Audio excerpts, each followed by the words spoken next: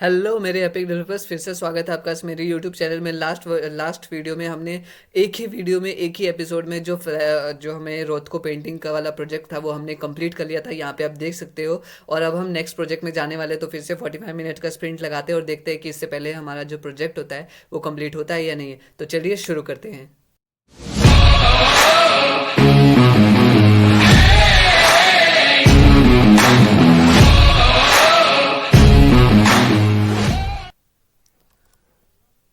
फिर से मैं लॉग इन कर लेता हूँ।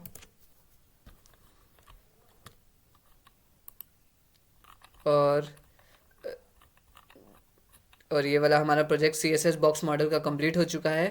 हमें C S S flex box अब स्टार्ट करना है by building a photo gallery. इसमें मैं एक चीज़ बताना चाहता हूँ रोथ को पेंटिंग वाले में। अगर आपने लास्ट वीडियो देखी होगी, देखा था आपने 37 या 38 स्टेप में मैं अटक गया था। मैंने कुछ नहीं किया, रीसेट कर दिया लेसन को और फिर से मैंने वो चीज़ एंटर किया, वैल्यू जो हमने पता था सही है। वो करने के बाद हमारा ठीक हो गया था ये, और ये कंप्लीट हो चुका है। तो ठीक है, तो चलिए C S S box flex model start करते हैं। मैं कोडिंग स्प्रिंट सेट कर चुका हूँ 45 मिनट्स का, और स्टार्ट। ठीक है, 21 स्टेप से शायद जल्दी हो जाए हमारा। हमारा जो फ्लेक्स बॉक्स आएगा इस बार कुछ ज़्यादा अच्छा लग रहा है ना। चलिए स्टार्ट। कैट फोटो ऐप से ज़्यादा इंटरेस्टिंग लग रहा है ये। ठीक है, तो स्टार्टिंग की तरह doc type head H T M L सब कुछ डाल लेते हैं।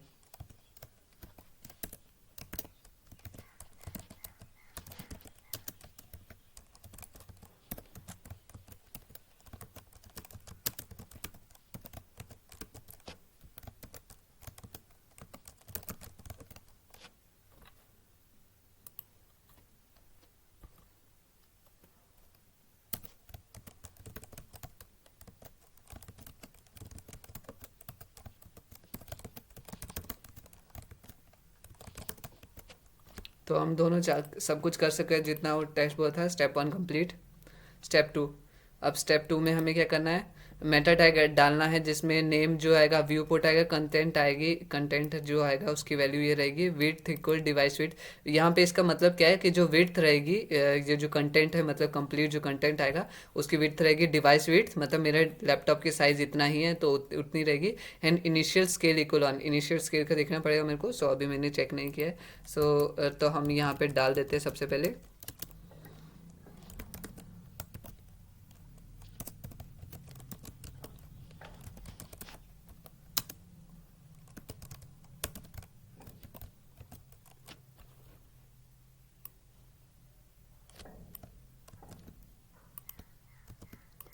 किसी ने नोटिस किया है मैंने यहाँ पे एक विड्थ लिख दिया था कंटेंट की जगह। आपको ध्यान रखना है, ठीक है, इस चीज़ का।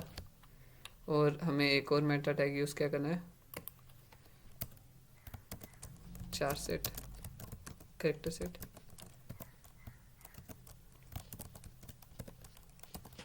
ये भी हम डाल चुके हैं। Step complete. नेक्स्ट स्टेप करते हैं। Step 3, with in your head element. अब टाइटल एलिमेंट डाल दो हेड के अंदर, जिसमें टाइटल रहेगी फोटो गैलरी।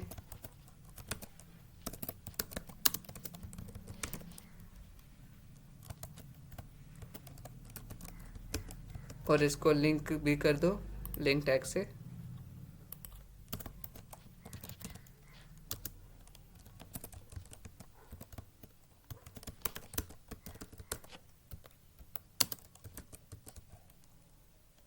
यहाँ पे आपको एच की वैल्यू वही देनी है जो यहाँ पे लिखी हुई है, styles dot C S S. ठीक है, पिछले वीडियो में हमने चेंज किया था क्योंकि उन्होंने इंस्ट्रक्शन स्पेसिफाई किए थे हमें क्यों ना हमने वो डालना है। टेस्ट कंप्लीट हो चुका है। नेक्स्ट स्टेप पे आते हैं, step 4। Add a header element with the body element. Add a header, एक हेडर एलिमेंट डालो with in the body element के अंदर। एंड जिसको क्लास भी कौन सा देना है, हेडर का। हम बॉडी के अंदर हेड डालने बोला है, हेडर इनसाइड द हेडर। और हेडर के अंदर हमने एक h1 करना है। तो सबसे पहले हम हेडर एलिमेंट क्रिएट कर देते हैं। हेडर एलिमेंट बताता क्या है कि हमारा जो ये एलिमेंट है ये ऊपर टॉप का एलिमेंट है, मेन पार्ट है, इसकी हेड के लिए इस्तेमाल किया गया है।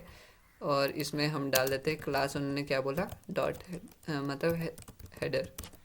हेडर का एलिमेंट का क्लास भी हमने हेडर ही रखा है। अब इसमें हम दूसरा एलिमेंट क्या डालना है, h1, जिसमें टेक्स्ट लिखना है CSS flex box photo gallery. ठीक है, आप देख सकते हैं वहाँ पे H1 आ चुका है। अब हम चेक कर लेते हैं code. Test pass. Next step 5, below your dot header element create a new div element. Okay, dot header element के बाद एक नया div एलिमेंट डालो। ठीक है, सो div डालना है एलिमेंट एंड और उसकी क्लास क्या रहेगी, गैलरी। सो गैलरी क्लास डाल दी। और क्या बोला इन्होंने, और गैलरी के अंदर एक क्लास एक inside the that dot gallery element. Okay, अब इस गैलरी एलिमेंट के अंदर सॉरी div एलिमेंट के अंदर हमें img एलिमेंट क्रिएट करना है। ठीक है, सो हम ये सब कुछ कर चुके हैं। चेक करते हैं कोड। कोड फेल हो चुका है, क्यों? क्योंकि your dot gallery element should have 9 img element. ठीक है, 9 होने चाहिए, मैंने एक ही डाला है, Ctrl+C।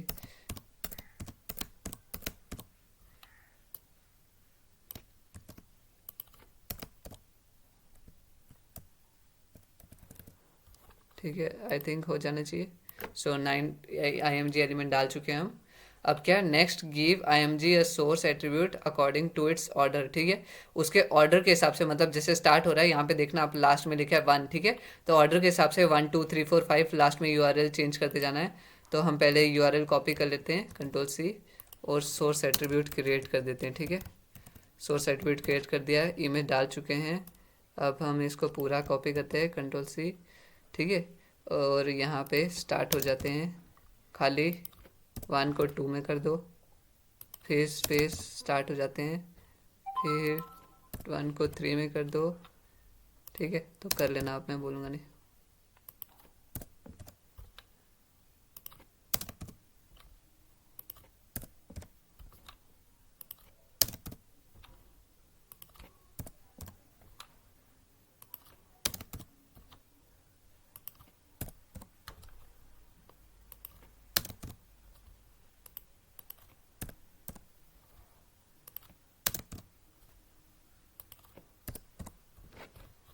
सो ये हम डाल चुके हैं, चेक कर देते हैं। Code test pass. Next step, normalize your box. हम देख सकते हैं यहाँ पे 9 पिक्चर्स आ चुकी है कैट्स की। Normalize your box model by creating a asterisk selector and setting the box sizing property to border box as the value। ठीक है, अब हमें क्या करना है, नॉर्मलाइज करना है बॉक्स मॉडल को bye creating a asterisk selector। asterisk selector का यूज़ किस लिए किया जाता है, asterisk का मतलब होता है एवरीथिंग, मतलब कुछ भी आता है उन सब में ये वाला रूल अप्लाई कर दो। ठीक है, तो asterisk साइन क्रिएट कर दिया, इस तरह से हमने करना। अब इसमें बॉक्स साइजिंग क्रिएट करनी है प्रॉपर्टी, जिसमें बॉर्डर बॉक्स वैल्यू डालनी है। ठीक है, तो ये ठीक कर चुके हैं हम। इससे कुछ चेंजेस आए क्या, लेट्स सी फिर से। टेक्स नहीं, ऐसे फिलहाल कुछ विजिबल चेंजेस तो नहीं लग रहे हैं मेरे को। ओके, थोड़ा सा कुछ चेंज हुआ। ठीक है, तो नेक्स्ट स्टेप में चलते हैं हम। Step 8, your images are too big. हमारे जो इमेजेस है बहुत ही बड़े हैं। So create a dot gallery. अब हमें किसी div एलिमेंट के अंदर किसी एलिमेंट को टारगेट करना है। कैसे करते हैं, तो पहले हम क्लास सेलेक्टर लिख लेते हैं, फिर स्पेस डाल के जो उसके अंदर का एलिमेंट है img को टारगेट करना है, और इसमें क्या करना है कि उन्हें विड्थ देनी है, 100%। ठीक है, और मैक्स विड्थ देनी है 350 पिक्सल। सो दे श्रिंक एज नीडेड। सो मैक्स विड्थ आ गई इतनी, और इसके बाद ये आ गई विड्थ उनकी कितनी है, विड्थ आ रही है 100%। तो उन्होंने बोला है कि मैक्स विड्थ ज़्यादा से ज़्यादा 350 होनी चाहिए, उससे ज़्यादा नहीं होना चाहिए। तो 350 आ चुका है, देखो अगर इससे कम होगी तो ये छोटी होती जाएगी। ठीक है, तो उन्होंने बोला कि अगर डिवाइस, यहाँ पे देख सकते हो ये जो ये है, ये आ रहा है, ये क्या हो गया हमारा डिवाइस की विड्थ समझ लो, तो ये आ गया 100%। ठीक है, जितनी ही है उसके 100%, लेकिन मैक्स कितनी जा सकती है 350, उससे ज़्यादा नहीं जानी है अगर डिवाइस की विड्थ बड़ी भी हो जाए। तो इसका मतलब ये था। सो ये जो हो चुका है, अब इसको हाइट भी दे देते हैं हम। हाइट बोला है 300 पिक्सल देने। सो हाइट भी हमने दे दी है, एक कैसे कंप्रेस वगैरह होगी ना। सो चलो देखते हैं नेक्स्ट। अब साइज तो सबका इक्वल हो गया, लेकिन कोई कंप्रेस हो गई, कोई स्ट्रेच हो गई। Remove the margin from body element. Okay, body, अब एक बॉडी क्रिएट करना है, बॉडी एलिमेंट, जिसमें मार्जिन हमें रिमूव करना है। ठीक है, मैंने एक गलती की, क्या, मैंने कॉमन ब्रैकेट्स का यूज़ किया और यहाँ पे कर्ली ब्रैकेट्स यूज़ करते हैं। तो मार्जिन हमें डालना है 0, तो यहाँ से मार्जिन हट गया। ठीक है, देखा आपने। और फॉन्ट फैमिली यूज़ करनी है, फॉन्ट फैमिली कौन सी यूज़ करनी है, सैंस सेरिफ। ठीक है, बैकग्राउंड कलर क्या यूज़ करना है, ये यहाँ पे दिया हुआ है इन्होंने कोड। सो बैकग्राउंड कलर भी चेंज हो गया है बिल्कुल, ये वाइट के ही शेड में था तो इसलिए हमें चेंजेस इतना नहीं दिखा। अब में से दिखा होगा तो बहुत अच्छी बात है। अब align your dot header text, ये जो आपका डॉट हेडर टेक्स्ट है, इसको make the text upper case. आप, हमने इसको ना जानबूझ के कैपिटल नहीं लिखा, उन्होंने हमें ऑलरेडी स्मॉल में लिखा, स्मॉल में लिखने बोला था और मैंने इसलिए स्मॉल में लिखा। और अगर आप में से किसी ने नहीं किया होगा तो शायद आपका एरर आया हो यहाँ पे। सो अब हमें क्या करना है, इसको अपर केस में कन्वर्ट करना है। सो हमने क्लास सेलेक्टर यूज़ किया और कर्ली ब्रैकेट्स के अंदर हमें टेक्स्ट, ये प्रॉपर्टी यूज़ करनी है, टेक्स्ट ट्रांसफॉर्म, और इसकी वैल्यू डाल देनी है अपर केस। इसमें और भी होते हैं, जैसे लोअर केस होता है, फिर कैपिटलाइज हो जाता है। कैपिटलाइज अगर यूज़ करोगे तो पहले पहले लेटर कैपिटल हो जाएंगे, लोअर केस यूज़ करोगे सभी स्मॉल में हो जाएंगे। तो उस तरह से अपर केस भी आ गया। ओके लेट्स सी कुछ। ओके अभी और भी बोला था ना, प्रॉपर्टी विद अपर केस, अब वो डाल चुके हैं। गिव इट अ पैडिंग, अब उसको पैडिंग डाल दो, कितनी, 32 पिक्सल फ्रॉम ऑल साइड। तो हमें टॉप लेफ्ट कुछ नहीं करना, शॉर्ट हैंड प्रॉपर्टी यूज़ करके डाल चुके हैं पैडिंग, आप देख सकते हो। फिर बैकग्राउंड यूज़ करना है, बैकग्राउंड भी हमने डाल दिया है। और अब हमें डालना है, टेक्स्ट का कलर चेंज कर देना है। बैकग्राउंड हमें डार्क यूज़ किया ना, तो इसीलिए हम टेक्स्ट का कलर चेंज कर देंगे। क्या करेंगे, white, F F F stands for pure white. और बॉर्डर बॉटम डाल देना है, क्योंकि हमें इतना डिफरेंस नहीं पता चल रहा ना। बॉर्डर बॉटम 4 पिक्सल सॉलिड, जिसका कलर होगा थोड़ा वाइट के शेड में है, कंट्रोल सी। यहाँ पे बॉर्डर जैसे क्रिएट हो रहा है ना, लेकिन देखते हैं जो हमारा कलर है वो कैसा है। ओके, अब हमें बॉर्डर ये थोड़ा अच्छा भी लग रहा है देखने में। ठीक है, सो टेस्ट पास अभी भी नहीं हुआ। Your header selector should have text align. Okay, text align, text align use करने बोला है इन्होंने, set the best order, align your dot head. Okay, सबसे पहला ही वो हमें था कि टेक्स्ट अलाइन सेंटर में करना है ना, टेक्स्ट अलाइन CNTR सेंटर में करना था, सेंटर में कर चुके हैं। चेक टेस्ट पास, अब अच्छा लग रहा है, बहुत ही अच्छा। So Flexbox is a one-dimensional CSS layout that can control the ways items are spaced out and aligned within a container. फ्लैक्सबॉक्स एक वन डायमेंशनल क्या होगा कि एक ही डायरेक्शन में जाने वाला है आइदर। ठीक है, so one dimensional CSS layout that can control the ways item are spaced out and aligned within a container, जो कि डिसाइड करता है कि किस तरह से आइटम्स जो होंगी उनमें स्पेस होगा और कैसे अलाइन रहेंगे, वर्टिकल अलाइन रहेंगे, टॉप अलाइन रहेंगे। ठीक है, तो वो चीज़ें डिसाइड करता है। To use it give an element display, किसी एलिमेंट को इसको इस्तेमाल करने के लिए क्या करना होता है, किसी एलिमेंट में प्रॉपर्टी यूज़ करनी डिस्प्ले और उसकी वैल्यू यूज़ करनी होती है फ्लेक्स। ठीक है, तो पहले में याद होगा तो हम कौन से डिस्प्ले की प्रॉपर्टी, डिस्प्ले प्रॉपर्टी में वैल्यू यूज़ करते थे मोस्टली, ब्लॉक और इनलाइन ब्लॉक। ठीक है, आपने अगर अगर याद होगा तो। सो इस बारी हमें डिस्प्ले प्रॉपर्टी की वैल्यू क्या डालनी है, flex. This will make the element a flex container, ये उस एलिमेंट को एक फ्लेक्स कंटेनर में चेंज कर देगा। Any direct children of a flex container are called flex item, और कोई भी जो भी डायरेक्ट चिल्ड्रन होता है ना उसे हम फ्लेक्स आइटम बोलते हैं। ठीक है, जैसे कि मैं आपको ये HTML में दिखाऊं तो यहाँ पे ये div क्लास है ना, div क्लास के अंदर जो डायरेक्ट चिल्ड्रन है, मतलब ये जो IMG टैग्स है, एलिमेंट्स है, ये आगे फ्लेक्स आइटम। ठीक है, सो हम CSS में वापस जाते हैं। अब इन्होंने बोला है कि डॉट गैलरी सेलेक्टर को करके यूज़ करके फ्लेक्स कंटेनर में कन्वर्ट करो, तो कैसे हम करेंगे। सो डॉट गैलरी यूज़ करेंगे, सेलेक्टर और डिस्प्ले प्रॉपर्टी डाल देंगे फ्लेक्स। ठीक है, तो यहाँ पे फ्लेक्स हो चुकी है, देख सकते हो ये सब एक लाइन में आ गई।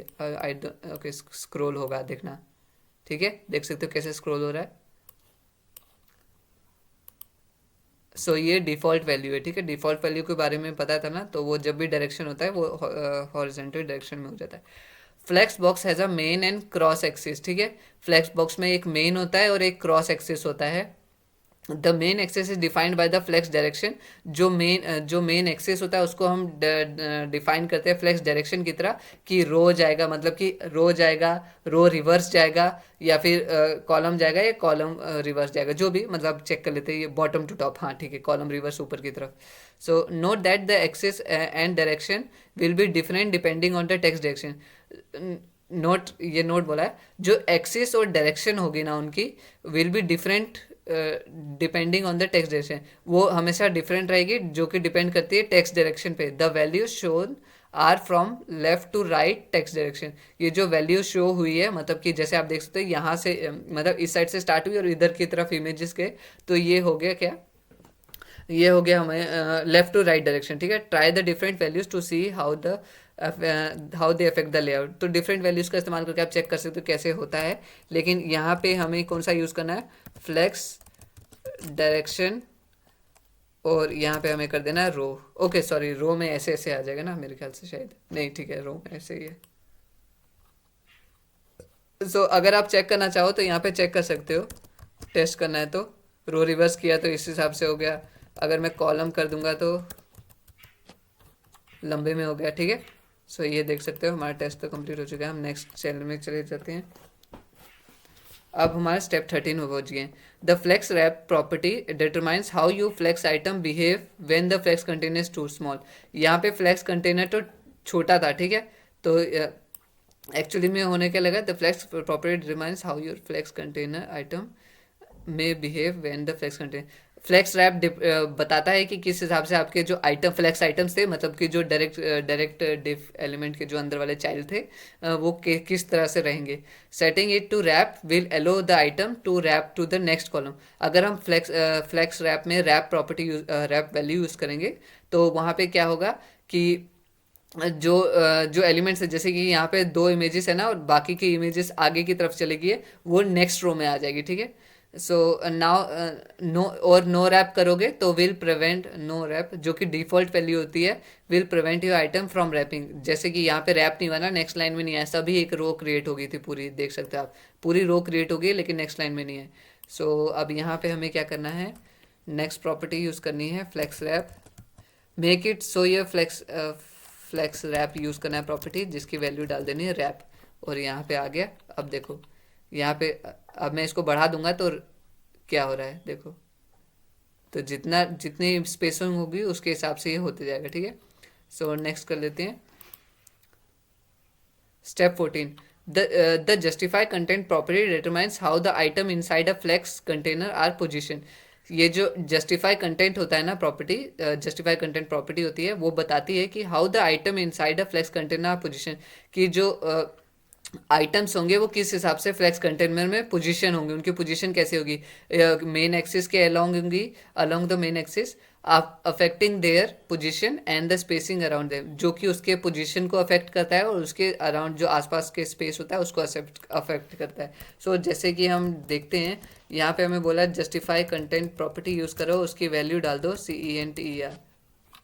ओके, तो ये अब सेंटर में आ गया। अब यहाँ पे देख सकते हो ये जो पूरी वैल्यू है ये सेंटर में आई। पहले देखा था आपने, सब कुछ लेफ्ट साइड में अलाइन हो गया था, बिल्कुल लेफ्ट साइड में। सो ये था। अब नेक्स्ट स्टेप 14। ओके, चेक किया नहीं ना हमने? नहीं, ठीक है, सबमिट। नेक्स्ट स्टेप,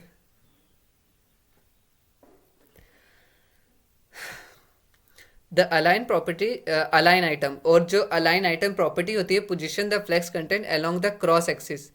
ओके, अब मैं एक चीज़ चेक कर लेता हूँ, main axis and cross axis क्या होता है।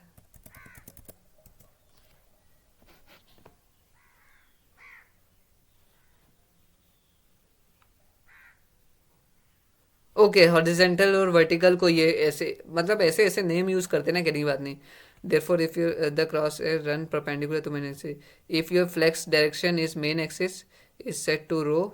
ओके, जो मेन एक्सिस कौन सी होगी, जो भी आप फ्लेक्स डायरेक्शन में शो करोगे, ठीक है। तो अगर फ्लेक्स डायरेक्शन में आपने यूज़ किया है जैसे कि कॉलम प्रॉपर्टी, मतलब टॉप टू बॉटम आ रहा है, तो जो क्रॉस एक्सिस होगी कौन सी, वो जो उसके परपेंडिकुलर होगी, मतलब ये जो ये वाली है, ये जो ये डायरेक्शन आ गया, ये हो गया क्रॉस एक्सिस, ठीक है। और अगर जैसे मेन एक्सिस आपने प्रॉपर्टी यूज़ किया रो, मतलब कि जो लेफ्ट से राइट में जा रही है, तो जो क्रॉस एक्सिस होगी वो उसके परपेंडिकुलर होगी, ठीक है। सो ये था। अब यहाँ पे क्या बोला इन्होंने, अलाइन आइटम जो प्रॉपर्टी होती है पोजीशन करती है फ्लेक्स कंटेंट को अलोंग द क्रॉस एक्सिस के along. In this case with your flex direction set to row, जो आपके फ्लेक्स डायरेक्शन जो है रो में सेट की गई है, your cross axis would be vertical. तो आपका जो क्रॉस एक्सिस होगा मतलब वो वर्टिकल होगा, क्योंकि हमारे जो फ्लेक्स डायरेक्शन थी रो थी, याद है आपको, हमने रो यूज़ की थी, तो ये आ गई हमारी अलाइन आइटम वाली, ठीक है। सो यहाँ पे इन्होंने बोला है कि अलाइन आइटम को सेंटर कर दो, यहाँ पे यूज़ करना है to vertically centre your images. Vertically भी हम सेंटर करना चाहें तो उसके लिए आपको यूज़ करना है अलाइन डैश आइटम्स। और इसमें अब पता है, ये वाला मैंने कंसेप्ट पहले पढ़ा था लेकिन मेरे को इतनी अच्छी तरह क्लियर नहीं हुआ था, लेकिन अब आपको समझा के भी मेरा क्लियर हो गया। So let's check the, okay pass हो चुका है। नेक्स्ट स्टेप पे चलते हैं। Step 16, give your dot gallery selector a padding. Okay, a padding property use करनी है जिसमें 20 पिक्सल टॉप और बॉटम पैडिंग रहेगी, और जो लेफ्ट राइट पैडिंग रहेगी वो रहेगी 10 पिक्सल। सो पैडिंग यूज़ कर लेते हैं 20 पिक्सल 10 पिक्सल। और उसके बाद टू क्रिएट सम, अब स्पेसिस हो चुकी है, तो ये हमने डायरेक्ट डॉट गैलरी में डाल रहे हैं तो इसीलिए यहाँ पे लगा, इमेजेस के अंदर नहीं। Then give it maximum width, और इसकी मैक्स विड्थ डाल दो, इसको एक मैक्स विड्थ प्रॉपर्टी दो जिसमें आपने देनी है 1400 पिक्सल, और मार्जिन क्रिएट करना है 0 और ऑटो, ठीक है, ताकि सेंटर हो जाए। सो हम देख सकते हैं अब कैसे हो चुका है। आप देख सकते हो अब ये सेंटर में बिल्कुल हो चुकी है। और तो 3 पिक्चर्स हो रहे create. Next, go to next step. Step 17. Notice how some of your images become distorted. This is because the images have different aspect ratio. देखा आपने कि कैसे ये जो images है डिस्टॉर्ट हो गए। डिस्टॉर्ट मतलब खराब हो गए, जैसे कि ये कैसे स्ट्रेच होगी, क्योंकि इसका विड्थ कम था, हाइट तो इसीलिए, लेकिन हमने विड्थ एक पर्टिकुलर विड्थ दे दी तो उसकी वजह से स्ट्रेच हो गया, ठीक है। तो वही चीज़ बता रहे हैं कि नोटिस आपने देखा कि किस हिसाब से जो इमेजेस है वो खराब हो चुकी है। Rather than setting each aspect ratio individually, इसके बजाय कि आप हर एक रेशियो को इंडिविजुअली सिलेक्ट करो कि एक एक करके, you can use the object fit property to determine how images should behave. तो आप एक प्रॉपर्टी का इस्तेमाल कर सकते हो, किसका, ऑब्जेक्ट फिट प्रॉपर्टी का। सो ऑब्जेक्ट फिट, ठीक है। और उसकी गिव योर डॉट, और उसकी वैल्यू क्या रखनी है, कवर, ठीक है। सो अब यहाँ पे जो है ना ये सबके पास कवर प्रॉपर्टी होगी। अब देखो ये स्ट्रेच जो था, जितने भी स्ट्रेच थे ना वो सब हट गया, लेकिन इससे हुआ क्या, जो जो मेन जो सेंटर का था ना वो चीज़ हमें थोड़ा सा ज़्यादा एक्सपेंड होके आ गया। सो यहाँ पे हम टेस्ट को चेक कर लेते हैं। ओके, टेस्ट पास हो चुका है। नेक्स्ट स्टेप पे चलते हैं। मैं एक बार स्ट्रेच करके देखना चाहता हूँ इसको। ओके, इस बार थोड़ा सा अच्छा लग रहा है, लेकिन ये थोड़ी क्रॉप इमेज हो गई है। चलिए देखते हैं और क्या होगा। The images need some space between them. Images को ना स्पेस चाहिए, मतलब हमने बीच बिल्कुल भी स्पेसिंग नहीं दी है। देख रहे हो, एक के बाद एक के बाद एक कैसे है यहाँ पे। So image the gap C S S shorthand property, जो गैप प्रॉपर्टी है ना सी एस एस की shorthand property, sets the gap also known as gutters. अच्छा, ये जो गैप प्रॉपर्टी है ना ये एक ये दो property, C S S shorthand property sets the gap, ये गैप को डिसाइड करते हैं कि किसी एलिमेंट के बीच में कितना गैप होगा, जिसे हम गटर्स भी बोलते हैं, ठीक है। बिटवीन रोज एंड कॉलम, ठीक है, जो कि रोज एंड कॉलम के बीच में होगी। ये फर्स्ट रो आ गई, ये सेकंड रो आ गई। अभी मैं स्ट्रेच कर दूंगा तो अब फर्स्ट रो में 2 एलिमेंट्स है और सेकंड में 2 एलिमेंट है। अब मैं और स्ट्रेच कर दूंगा इसको, एक से देखते हैं स्ट्रेच होती है, हाँ, और स्ट्रेच कर दूंगा तो फर्स्ट रो में 3 एलिमेंट है, सेकंड में 3 एलिमेंट है। तो अब ये जो गैप होता है ना, इन एलिमेंट्स के बीच का गैप होता है, जो कि रोज और कॉलम में होता है। The gap property and its row, the gap property and its row gap and column है। ओके, गैप प्रॉपर्टी होगी शॉर्ट हैंड, और अगर इसी को थोड़ा सा मतलब कि पूरा लिखना हो तो रो गैप या फिर कॉलम गैप की तरह यूज करते हैं हम। सब properties provide this functionality from flex grid and multi column layout. ये जो गैप प्रॉपर्टी है, रो गैप प्रॉपर्टी है, और जो कॉलम गैप प्रॉपर्टी है, ये जो क्या बोलते हैं, एक फंक्शनैलिटी प्रोवाइड करती है जो कि फ्लैक्स ग्रिड और मल्टी कॉलम लेआउट को शो करने में हेल्प करते हैं। मल्टी कॉलम लेआउट मतलब 1 3 4 5 6 7 8, फिर इस हिसाब से बहुत सारे कॉलम और रोज बन जाते हैं। You apply the property to center the container element. अगर आपको नहीं समझ आ रहा ना, अभी क्लियर हो जाएगा जैसे मैं आपके सामने लिखूंगा। सो यहाँ पे डॉट गैप प्रॉपर्टी में हमने करना है 16 पिक्सल। अब देख रहे हो, तो ये आगे यहाँ पे अब ऐसे हम पैडिंग डालते, ठीक है, लेकिन पैडिंग सॉरी मार्जिन डालते तो क्या होता, इसमें भी मार्जिन आ जाता, इसमें भी मार्जिन, तो इधर के लिए मार्जिन बढ़ जाता, ऊपर के लिए कम होता, फिर इसी तरह लास्ट में भी होता। और लेकिन अभी यहाँ पे ना आप देख सकते हो सभी कॉलम्स और रो में बराबर होगा, तो इसीलिए यहाँ पे हमने मार्जिन प्रॉपर्टी का यूज़ नहीं किया। मार्जिन प्रॉपर्टी यूज़ करते और जैसे ही हम एक्सपैंड करते और कॉलम मतलब किसी भी रो में एलिमेंट्स की ज़्यादा बढ़ते ना, तो अब यहाँ पे इन दोनों के बीच में स्पेस ज़्यादा हो जाता, इन दोनों के बीच में कम होता, तो इसलिए हमने यहाँ पे मार्जिन का यूज़ नहीं किया और गैप प्रॉपर्टी का यूज़ किया। ठीक है, तो समझ आ गया होगा अब कंप्लीटली आपको। Next step 19, smooth out your images a bit by giving the dot gallery image selector border radius. Okay, in images को हम थोड़ा सा स्मूथ करना चाहते हैं, ये जो शार्प कॉर्नर्स है ना, तो थोड़ा सा स्मूथ कर देते हैं बाय इनका बॉर्डर्स को राउंड करके, कर्व करके। सो कौन सी प्रॉपर्टी यूज़ करेंगे, बॉर्डर रेडियस, जिसमें हम दे देते हैं 10 पिक्सल। अब यहाँ पे राउंड प्रॉपर्टीज होगी, ठीक है, देख सकते हो। So next go to snap step. Okay, कुछ गड़बड़ हुई, gallery selector border radius property with 10 pixel set as value. Okay 10 pixel, sorry मैंने 20 कर दिया ना। सो ये टेस्ट पास हो चुका है, नेक्स्ट स्टेप पे चलेंगे। सो द कॉलन कॉलन, इसको कॉलन बोलते हैं, ठीक है, the double colon after pseudo selector element, pseudo element creates an element that is the child, that is the last child of the selected element. Okay, तो ये जो pseudo selector है colon colon after, इसका काम क्या होता है, creates an element, ये एक एलिमेंट क्रिएट कर देता है that is the last child of the selected element, जो कि सेलेक्टेड एलिमेंट, जैसे कि यहाँ पे जो है सेलेक्टेड एलिमेंट कौन सा हो गया, जैसे कि डॉट गैलरी एक कंटेनर है, ठीक है, उसके अंदर इमेजेस है, तो अगर मैं colon colon after pseudo element use करूं तो ये एक एलिमेंट क्रिएट कर देगा जो कि लास्ट चाइल्ड होगा ऑफ द सिलेक्टेड एलिमेंट, मतलब इस एलिमेंट का लास्ट चाइल्ड होगा, ठीक है। मतलब यहाँ पे एक और इमेज प्रॉपर्टी आ जाएगी, you can use it to add an empty element, आप इसका इस्तेमाल कर सकते हो ताकि एक एम्प्टी एलिमेंट, खाली एक एलिमेंट डाल सको आफ्टर द लास्ट इमेज के बाद। If you give it the same width as the image it will push the last image to the left. अगर आप इसको सेम विड्थ दोगे तो ये जो लास्ट विड्थ, जो लास्ट इमेज है ना, उसको पुश कर देगा। If you give it the last it will push the last image left की तरफ, ठीक है, इस साइड कर देगा पुश, मतलब कि जैसे कि ये है ना, सो अगर यहाँ पे या ऐसे होता है तो यहाँ पे इसको लेफ्ट साइड पुश कर देगा और यहाँ पे एक और एलिमेंट क्रिएट हो जाएगा, ठीक है। तभी मेरे को ये दो वाले कॉलम यूज़ करना पड़ा आपको दिखाने के लिए।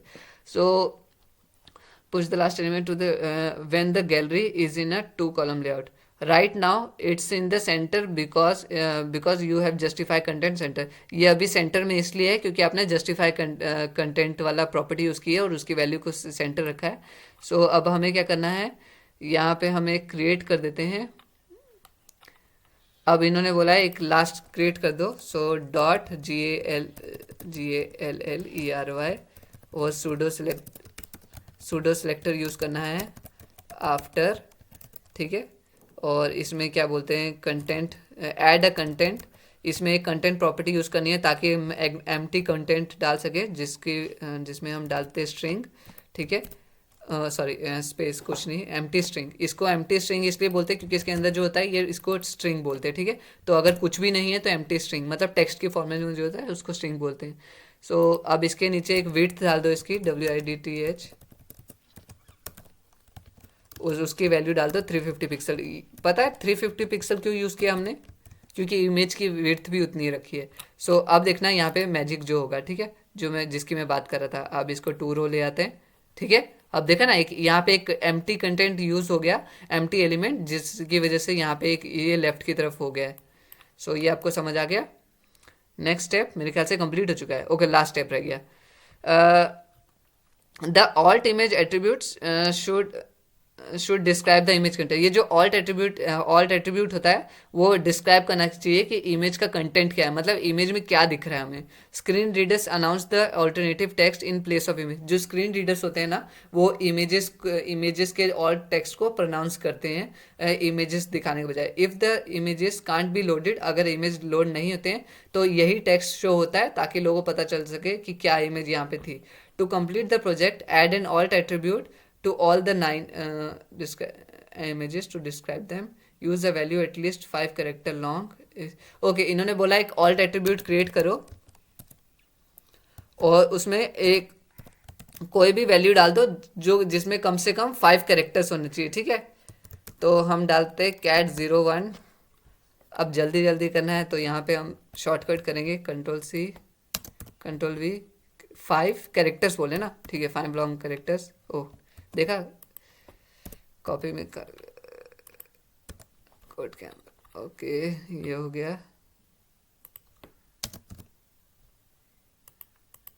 ओके यही डाल देता हूँ मैं सब में ऐसा तो नहीं बोला है कि सब में डिफरेंट होना चाहिए।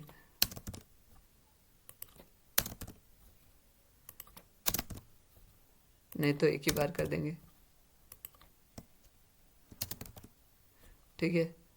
तो इसको कर देते हैं 9 8 7 6 5। ओके 5 नहीं है, 4 3। तो हमारा टेक्स्ट मेरे ख्याल से कंप्लीट हो चुका है, टेस्ट कंप्लीट हो चुका है। और कौन एक्साइटेड है, हमारा प्रोजेक्ट बन गया। देखो हमने इस बार फ्लेक्स बॉक्स के बारे में सीख लिया और कितनी अच्छे हमारा जो ये लेआउट है कितना अच्छा दिख रहा है ना। सो इसीलिए हम इस्तेमाल करते हैं इसका। और यहाँ पे हमें वो जो नेक्स्ट एम्प्टी वाला था ना एलिमेंट, वो इसलिए नहीं आया क्योंकि नॉर्मली यहाँ पे कम्प्लीटली फिल हो चुके हैं रोज़ और सेंटर नहीं हो रही है, तो इसीलिए उसकी ज़रूरत नहीं पड़ी। तो who is excited for a short party, because हमने ये वाला प्रोजेक्ट भी कंप्लीट कर दिया है। और अभी टाइम कितना हो रहा है, लेट मी सी, टाइम हो रहा है अभी 14 मिनट्स लेफ्ट। सो हमने अपने लिए तालियां तो बनती है, अपने आप को पैट कर दो क्योंकि आपने ये कंप्लीट कर दिया प्रोजेक्ट जो कि बहुत ही कम टाइम में। सो 30 मिनट्स में एक्चुअली। सो अब तो मैं अगर कोई भी डाउट्स हो कमेंट तो आप कमेंट करके पूछ सकते हो। इस वीडियो को अपने दोस्तों के साथ शेयर करो, लाइक करो। और अगर अभी तक चैनल को सब्सक्राइब नहीं किया है तो प्लीज़ यार इतना तो कर दो। आप पूरी वीडियोस देखते हो और सब्सक्राइब भी नहीं करते हो, पूरी नहीं भी देखी, इतना पार्ट तो देखा ना, तो प्लीज़ सब्सक्राइब करो। Thank you. मैं मिलता आपसे नेक्स्ट वीडियो में। टाटा, अलविदा, बाय बाय।